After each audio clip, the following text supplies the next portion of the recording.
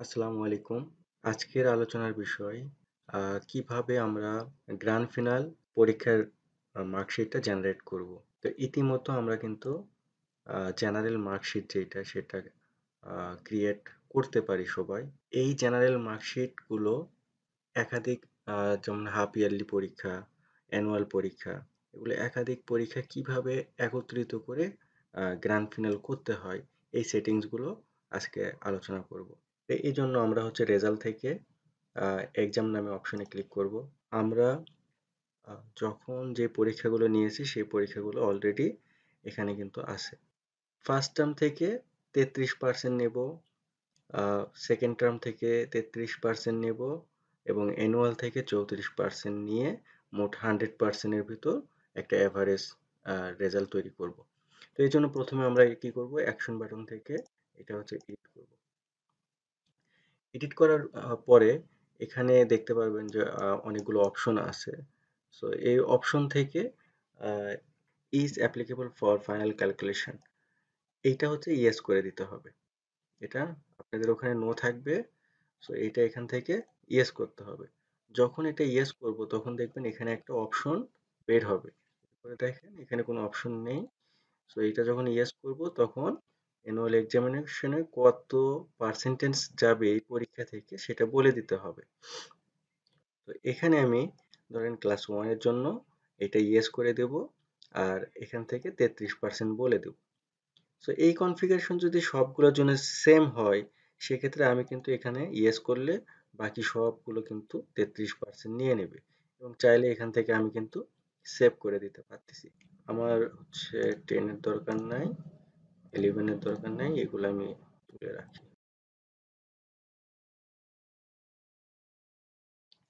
এভাবে আমার প্রয়োজন অনুসারে দিয়ে নিয়ে এখানে সাবমিট বাটনে ক্লিক করব। অনুরূপভাবে সেকেন্ড টার্ম পরীক্ষা থেকে কত পার্সেন্টেজ আসবে সেই পার্সেন্টেজগুলো এখান থেকেও এইভাবে বলে দিতে হবে যে এটা হচ্ছে ইয়েস করতে হবে এবং এখানে পার্সেন্টেজটা বলে দিতে হবে। এবং এখানেও যদি অন্য অন্য ক্লাসের জন্য সেম হয় আমি এখানে ক্লিক করার মাধ্যমে সব ক্লাসে চলে আসবে এবং যেটা আমার প্রয়োজন নাই, যেটার রেজাল্ট হবে না, টানতে হবে না, সেগুলো আমি চাইলে এখান থেকে কিন্তু নো করে দেব। এখানে নো করলে এটা অটোমেটিকলি এগুলো জিরো হয়ে যাবে, তারপরে আমি চাইলে কিন্তু এখান থেকে জিরো করে দিতে। এইভাবে হচ্ছে সব দিয়ে নিয়ে আমি এখান থেকে সাবমিট বাটনে ক্লিক করলাম। এরপর অ্যানুয়াল এক্সামিনেশন যেটা, এটা আবার এডিট করলাম। এডিট করার পরে এখানে হচ্ছে দেখবেন যে is applicable for final calculation, এটা ইয়েস করলাম। পাশাপাশি এই অ্যানুয়াল এক্সামটাই আপনার হচ্ছে ইজ অ্যানুয়াল এক্সাম, এটা ইয়েস করা মানে যে এটা সর্বশেষ পরীক্ষা এবং এই তিনটার মাধ্যমে একটা এটা দিয়ে যখন সার্চ করব তখন গ্র্যান্ড ফিনাল রেজাল্টটা চলে আসবে।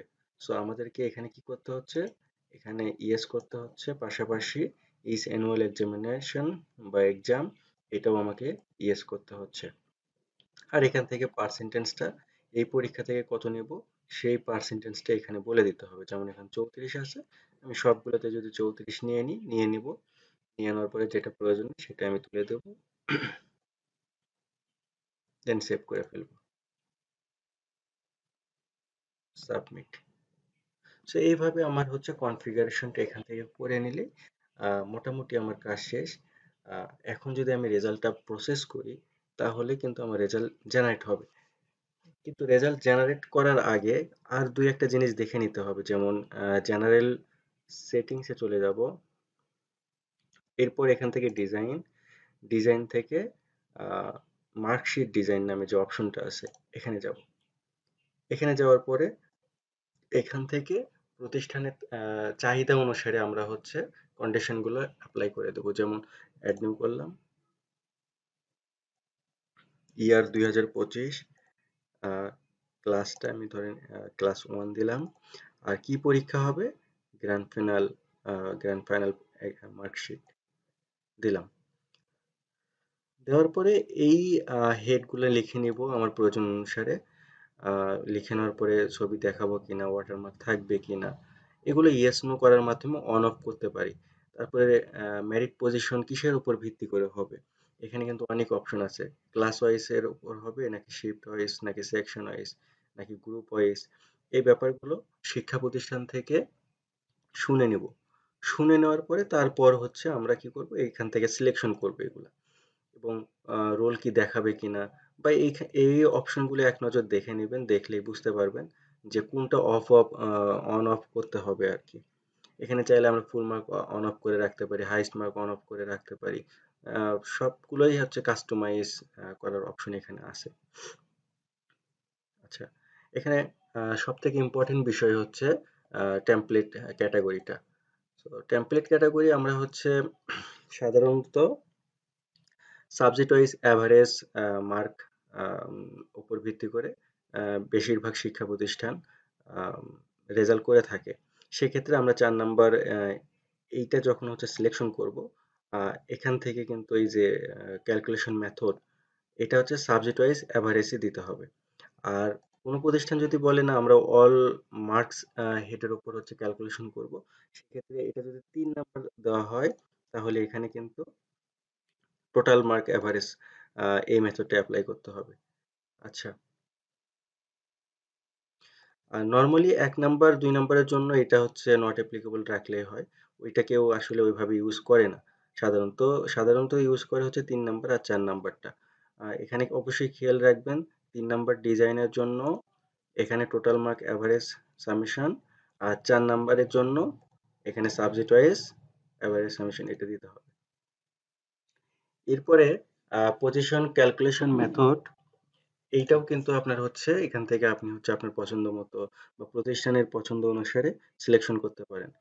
যদি কোনো প্রতিষ্ঠান বলে যে কোনো একটা সাবজেক্ট বা কোনো একটা টার্মে যদি কেউ ফেল থাকে কিন্তু সবগুলো মিলে গড়ে পাশ করলেই সে পাস, এরকম যদি কোনো কিছু হয় তাহলে এই প্রথমটা যেটা সিলেকশন আছে এটা থাকলেই হবে। আবার কোনো প্রতিষ্ঠান যদি বলে যে অল এক্সাম পাস, প্রত্যেকটা এক্সামেই তার পাস থাকতে হবে, সেক্ষেত্রে এইটা হচ্ছে সিলেকশন করতে হবে। আর কোনো প্রতিষ্ঠান যদি বলে যে আগের ২ টা যা হইছে হইছে, কিন্তু লাস্টের পরীক্ষা মাস্ট বি পাস থাকতে হবে, তাহলে এই লাস্টেরটা এইটা হচ্ছে সিলেকশন করলেই ওই মেথড অনুসারেই আপনার হচ্ছে রেজাল্টটা জেনারেট হবে। আপাতত এটা রাখলাম। আচ্ছা, রাখার পরে এইগুলো হচ্ছে প্রয়োজন হলে অন অফ করবেন। এইগুলো হচ্ছে নিচের কলামগুলা, এভারেজ কলামগুলো শো করাবেন কিনা, লিভের অপশনগুলো শো করাবেন কিনা, এই ব্যাপার-স্যাপারগুলো এখানে আছে। আর এটা কনভার্টেড এর কলামগুলো হচ্ছে কোনো সাবজেক্ট যদি হয়ে থাকে যেগুলো আরকি, যেমন ১২০ মার্কের ভিতর পরীক্ষা হয় অনেক সময়। সেটাকে ১০০ এর ভিতর নিয়ে আসতে হয়। তো ওই কলামগুলো যদি আপনার বা হেডগুলা যদি আপনার শো করাইতে হয়, সেক্ষেত্রে কোন কলাম সেগুলো অন অফ এর প্রয়োজন পড়ে অনেক সময়। আ এই ধরনের যদি রেজাল্ট আপনাদের হয়ে থাকে তাইলে সাপোর্ট টিমের সাথে কথা বলবেন। কথা বললেই এই জিনিসপত্রগুলো বুঝা যাবে। আপাতত এটা লাগতেছে না। আমি এটা সবগুলো নো রাখলাম এবং এখান থেকে সাবমিট করলাম। এটা যখন করব তখন মোটামুটি আমার রেজাল্ট আ গ্র্যান্ড ফিনালের জন্য রেডি। আ এবং এখন জাস্ট খালি এখান থেকে রেজাল্ট গুলো হচ্ছে প্রসেস করতে হবে, যে রেজাল্ট প্রসেস। সো এখানে হচ্ছে অলরেডি তো আগে থেকেই সবগুলোর মার্ক ইনপুট দিয়েই তো আপনারা রেজাল্ট করছেন, জেনারেল মার্কশিট গুলো তৈরি করছেন। তো সেগুলো জাস্ট খালি কি করলেন, কোনটা থেকে কত পার্সেন্ট আসবে সেই মার্কগুলো হচ্ছে আপনি বলে দিলেন। বলে দেওয়ার পরে এখান থেকে যখন প্রসেস করবেন প্রত্যেকটা ধরে ধরে, তখন আপনার ওই রেজাল্টটা তৈরি হবে। অবশ্যই ফার্স্ট টার্ম, সেকেন্ড টার্ম এভাবে প্রত্যেকটা ধরে ধরে একবার প্রসেস দিয়ে নেবেন। তাইলে ওই যে 33% 33% করে যেটা নিয়েছেন ওই অনুসারে রেজাল্টটা তৈরি হবে।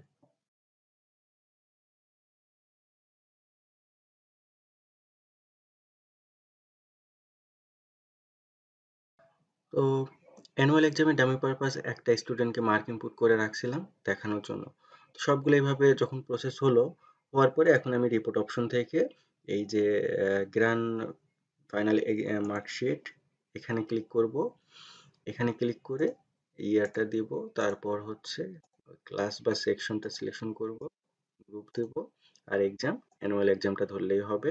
কারণ অ্যানুয়াল এক্সামটা ধরলেই আমরা গ্র্যান্ড ফিনালের রেজাল্টটা এখান থেকেই পেয়ে যাব। আচ্ছা, এইটা হচ্ছে লিগ্যাল পেজ যেহেতু অনেকগুলো ডেটা এখানে আছে, সেজন্য A4 সাইজের ভিতরে আটতিছে না। আ এখান থেকে কিন্তু পেজ সেটআপ চেঞ্জ করা যায়। এটা A4 size legal page. So legal page দিয়ে আ এইটা যখন প্রিভিউ করা হবে তখন হচ্ছে এটা যাবে। সুন্দর মতো মার্কশিট ডিজাইন হয়ে যাবে এভাবে। তো আমরা হচ্ছে জেনারেল মার্কশিট যেমনটা এবার হাফ ইয়ারলি পরীক্ষার আগে আমরা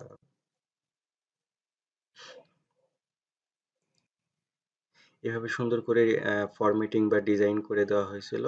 ইনশাল্লাহ এই রেজাল্টের ফরম্যাটটাও আমরা গ্র্যান্ড ফিনালের আগেই এটা হচ্ছে এরকম অনেকটা সুন্দর করে ডিজাইন করে ফেলবো ইনশাল্লাহ। এরকম ইতিমধ্যে এটারও ডিজাইন করা হয়েছে ওই রকম করেই, এবং এটা যখন ডিজাইন করা হবে তখন A4 সাইজের ভিতরেই এত বড় রেজাল্টটা আটানো সম্ভব। সো ইনশাল্লাহ খুব দ্রুতই আহ, এইভাবে ডিজাইন সহই আমাদের সিস্টেমে আপডেট হয়ে যাবে। ধন্যবাদ সবাইকে এতক্ষণ সময় দিয়ে ভিডিও দেখার জন্য। আসসালামু আলাইকুম।